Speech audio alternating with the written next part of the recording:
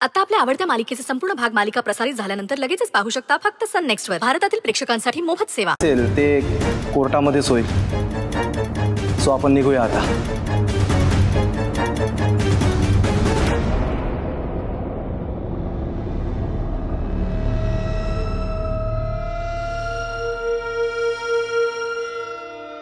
सगळ्यांना बघून घेईन मी, कुणाला सोडणार नाही, सगळ्यांना बघून घेईन।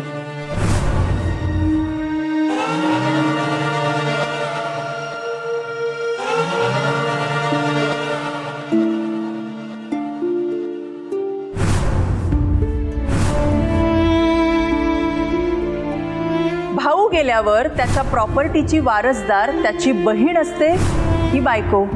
तुला जरी तुझ्या दादा व्यतिरिक्त काही दिसत नसलं तरी त्याला त्याचं वेगळं जग होतं, रादर आमच्या दोघांचं वेगळं जग होतं। नवरा होता तो माझा, आणि आता कायद्याने या घराची या प्रॉपर्टीची मालकीण मी असल्यामुळे तुमचा बोजा बिस्तारा बांधायचा आणि या घरातून चालतं व्हायचं। दादा बोल ना, काय काम होतं? म्हणजे काम असल्यावरच यायचंय मी आता? तसं नाही ग, बोल बस। महत्वाचं बोलायचंय। बोल। पण तू प्रॉमिस कर, तू मला सगळं खरं खरं उत्तर देणार आहेस। म्हणून मी आजपर्यंत तुझ्याशी कधीही खोटं बोललेलो नाहीये। मग तू आतापर्यंत लग्न का केलं नाहीस? आज अचानक हा प्रश्न का? कारण हा प्रश्न लोक मला विचारतात तुझ्या बाबतीत। तुझं लग्न न होण्याला मला जबाबदार धरतात। अच्छा, असं आहे? त्यांना असं वाटतंय की तू माझ्यामुळे लग्न करत नाहीयेस, पण आता मलाही असंच काहीतरी वाटायला लागलंय। म्हणू तसं काही नाही। मग तू का करत नाहीयेस लग्न? कसं आहे ना म्हणू, लोकांसाठी जरी आपण बहीण भाऊ असलो तरी माझ्यासाठी तू माझी मुलगीच आहेस। म्हणजे आई वडिलांनंतर त्याच नात्याने त्याच मायेने मी तुला वाढवलंय। पण मुली या शेवटी परक्याच ना। दादा नक्की काय म्हणायचंय तुला? मला असं म्हणायचंय की योग्य मुलगा बघून तुझं लग्न करून टाकू, तुझा संसार एकदाचा सुखी होईल, आणि ऑफकोर्स तुझ्या संसाराचा मी पार्ट असणारच ना। पुढे मागे तुला मुलं होतील, माझ्या भाच्यांबरोबर माझी मस्त गट्टी जमेल, आणि माझ्या भाच्यांबरोबर माझं उरलेलं आयुष्य कसं निघून जाईल ते कळणार पण नाही। किती हुशार आहेस ना तू।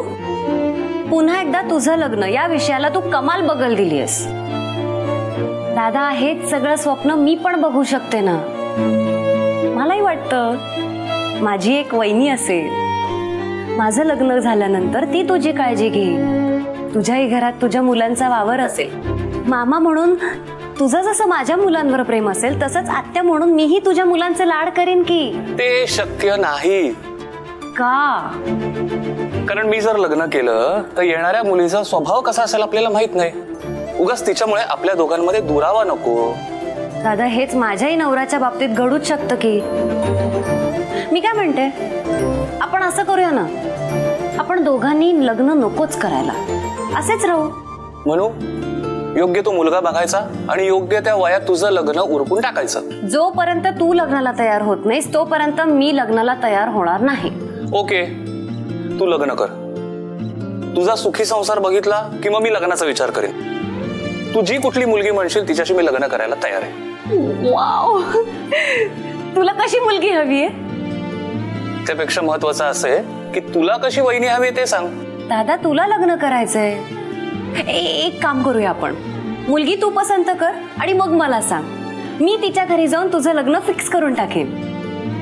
त्यापेक्षा तू मुलगा पसंत कर, मी बोलणी करायला जातो।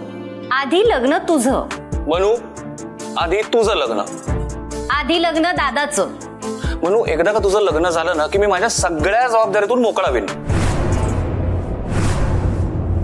तू काय म्हणालास?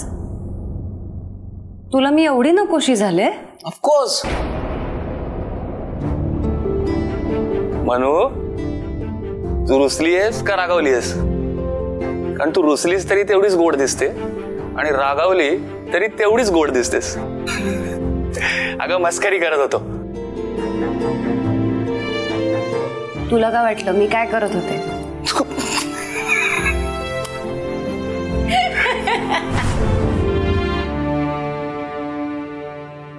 ताईसाहेब, आता कुठं सगळं व्यवस्थित होतं असं वाटत असताना हे काय संकट आलंय ना, आणि तेही असं अचानक आपल्या कुणाच्याही ध्यानीमानी नसताना. अचानक नाही आलंय, श्रुतिकाच्या रूपानं देवानं पाठवलंय कदाचित मला अजून खंबीर बनवण्यासाठी. मग आता काय करायचं ठरवलंय तुम्ही? त्याचाच विचार करते कमलाई. मला अजूनही एक प्रश्न पडलाय, दादानं खरंच त्या श्रुतिकाशी लग्न केलं असेल तर? नाही नाही, अजिबात नाही. दादासाहेबांच्या बाबतीत तुम्ही हा मनात कसलाही विचार आणू नका. दादावर माझा किती विश्वास आहे हे तुलाही चांगलं माहितीये कमलाई. ते मॅरेज सर्टिफिकेट कसं ना करायचं? मला तरी त्यात काहीतरी गडबड आहे असंच सारखं वाटतंय. ते काही नाही, माझ्यासाठी माझी तत्व महत्वाची आहेत. दादानं माझ्यावर केलेले संस्कार महत्वाचे आहेत. यश आणि माझ्यामध्ये एवढं सगळं घडल्यानंतरही मी यशला वचन दिलं होतं, काहीही झालं तरी तुझ्या कुटुंबाला या घरापासून वेगळं करणार नाही. आज त्यांचा मला इतका त्रास होतोय तरीही मी त्यांना सांभाळते. श्रुतिकाच्या बाबतीतही तेच करेन मी. म्हणजे काय करणार आहात तुम्ही? ते लग्न, ते मॅरेज सर्टिफिकेट जर खरं निघालं तर सगळं तिच्या नावावर करून निघून जाईल. ताईसाहेब, असं काय बोलताय तुम्ही? कोणीतरी येऊन काही आरोप करतील म्हणून तुम्ही हे सगळं सोडून देणार आहात?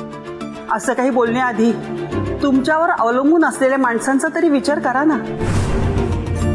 तुम्ही काय, यशवर्धन साहेब काय, त्यांच्यासाठी मालक आहातच, पण त्याच्याही पलीकडे जाऊन तुम्ही खूप काही आहात. नाही नाही, तुम्ही असा आता कोणताच निर्णय घ्यायचा नाही, आणि तुम्ही आता हारे मानायची नाही. मी काय म्हणते ते पटतंय ना तुम्हाला ताईसाहेब? हो, पटतंय मला. आता माझं ठरलंय, या मागे जे काही सत्य असेल ते शोधून काढायचं. हा माझा आता एकटीचा प्रवास नाही राहणार आहे. दादा असणार आहे माझ्याबरोबर कुठल्या ना कुठल्या रूपात, खरं काय घडलंय ते जाणून घेण्यासाठी.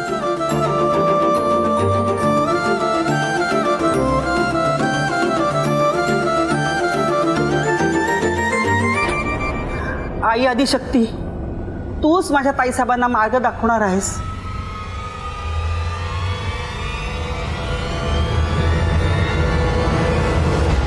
$5 लाख आहेत. अजून हवे असतील तर मागून घे, पण मी सांगितलेलं काम मी सांगितलेल्या पद्धतीनेच झालं पाहिजे. हो साहेब. नुसतं हो साहेब म्हणून चालणार नाही. आम्ही जे सांगतोय ते नीट लक्षात ठेवायचं. एकदा का प्रॉपर्टी श्रुतीच्या म्हणजे तुझ्या बहिणीच्या नावावर झाली की आम्ही सांगितलेले सगळे क्लॉज कॉन्ट्रॅक्टमध्ये तू ऍड करणार आहेस. साहेब, इतकी वर्ष झाली मी तुमच्यासोबत काम करतोय, विश्वास ठेवा माझ्यावर. आजपर्यंत तुम्ही जे काय सांगितलं तसंच घडलं, आणि इथून पुढेही तेच घडणार. प्लीज विश्वास ठेवा माझ्यावर. प्रश्न फक्त तुझा असता ना तर आम्ही विश्वास ठेवला असता. इथे प्रश्न पैशांचा आहे, आणि पैशांच्या नादाला लागून भली भली नाती तुटताना पाहिजेत आपण. 10,000 कमवणारा जेव्हा 10 लाख बघतो ना, त्याची नियत फिरायला वेळ नाही लागत. इथे तर करोडोंचा प्रश्न आहे. साहेब, विषय पैशाचा असो की करोडोच्या प्रॉपर्टीचा, मी तुम्हाला धोका कधीच देणार नाही. हवं तर